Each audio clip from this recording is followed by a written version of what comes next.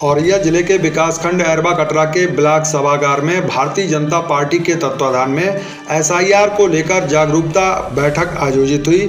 बैठक में मुख्य अतिथि के रूप में कन्नौज लोकसभा क्षेत्र के पूर्व सांसद सुब्रत पाठक ने मौजूद लोगों को जानकारियां दी। वहीं विपक्षी दलों पर जमकर हमला बोला। आपको बता दें कि शुक्रवार को एसआईआर जागरूकता कार्यक्रम बैठक में पहुंचे मुख्य अतिथि पूर्व सांसद सुब्रत पाठक तथा विशिष्ट अतिथियों का पार्टी जनों के द्वारा स्वागत किया गया। वहीं कार्यक्रम को संबोधित करते हुए पूर्व सांसद सुब्रत पाठक ने विपक्षी दलों पर जमकर हमला बोला। उन्होंने कहा कि एसआईआर को लेकर जब वोटों के डकैत वोट की चोरी का आरोप लगाने लगे तो समझ लीजिए कि अच्छे दिन आ ही गए हैं। बैठक जागरूकता कार्यक्रम के दौरान जिला पंचायत अध्यक्ष कमल दोहरे, डीसीडीएफ के चेयरमैन अभय सेंगर ने भी संबोधित किया। बैठक में प्रमुख रूप से विधानसभा क्षेत्र विधुना के संयोजक वासुदेव प्रजापति, रमेश चंद्र शुक्ला, रोहित तिवारी, हरिनारायण तिवारी, ठाकुर कल्लू सिंह, अनिल साक, रासिम अली सहित सभी मंडल के पदाधिकारी और कार्यकर्तागण मौजूद रहे। वहीं बैठक के बाद पूर्व सांसद सुब्रत पाठक क्षेत्र के प्राचीन श्री दुर्वासा ऋषि मेला में पहुंचे, जहां मेला मालिक कश्मीर सिंह यादव ने पूर्व सांसद के अलावा सभी अतिथियों का माल्यार्पण कर एवं प्रतीक चिन्ह भेंट कर तथा शाल उड़ाकर उनका स्वागत किया। इस दौरान पूर्व सांसद सुब्रत पाठक सीधे महर्षि दुर्वासा ऋषि के मंदिर पर मूर्ति के दर्शन करने पहुंचे, जहां उन्होंने दर्शन कर माथा टेका। दर्शन के बाद वह मेला भ्रमण करने लगे।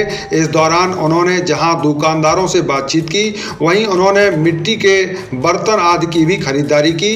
आइए सुनते हैं कि एसआईआर की बैठक के दौरान पूर्व सांसद सुब्रत पाठक क्या कुछ कह रहे हैं। एसआईआर के खिलाफ एक माहौल बनाने का प्रयास आज विपक्ष के द्वारा हो रहा है। उत्तर प्रदेश में भी समाजवादी पार्टी वोट चोरी का आरोप भारतीय जनता पार्टी के ऊपर लगा रही है। अब वही कहावत पुरानी वाली जो उल्टा चोर कोतवाल को डांटे नजर आ रही है। मैंने जो वोटों के डकैत वो वोट चोरी का जब आरोप लगाने लगे तो समझ लो अच्छे दिन आ ही गए हैं।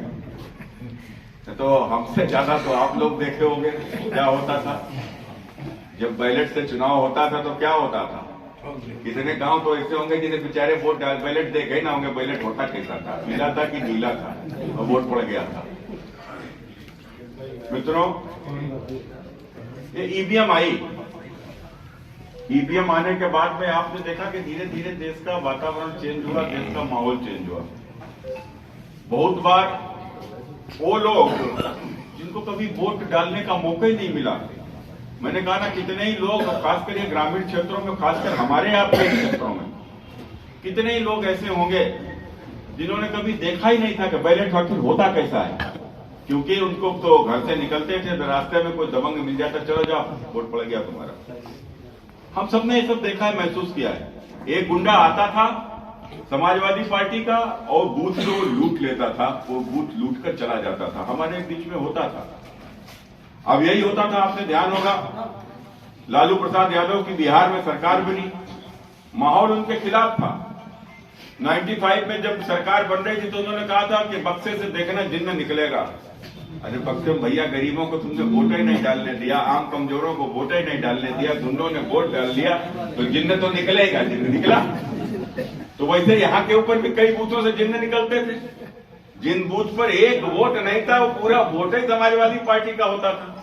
तो साहब स्वाभाविक है कि डकैतों ने ईवीएम का विरोध करना शुरू कर दिया, क्योंकि डकैत हारने लगे। वोटों की डकैती जब रुक गई तो डकैत हार गए, और जब डकैत हार गए तो अब तो ईवीएम खराब है। ईवीएम खराब है। आपने देखा कि जहां के ऊपर भारतीय जनता पार्टी जीत जाती है, जिस राज्य में भी भारतीय जनता पार्टी जीत जाती है, ईवीएम खराब है।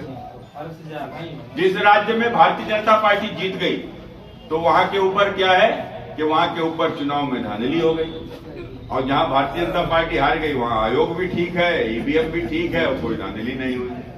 माने 2022 की विधानसभा भाजपा जीती, ईवीएम खराब, और 2024 में भी समाजवादी पार्टी जीत गई तो ईवीएम ठीक। तो मैंने इस प्रकार का यह दोहरा दोहरा आचरण या राजनीतिक दल रखे हुए हैं और आज आप देखो कि एसआईआर का विरोध कर रहे हैं।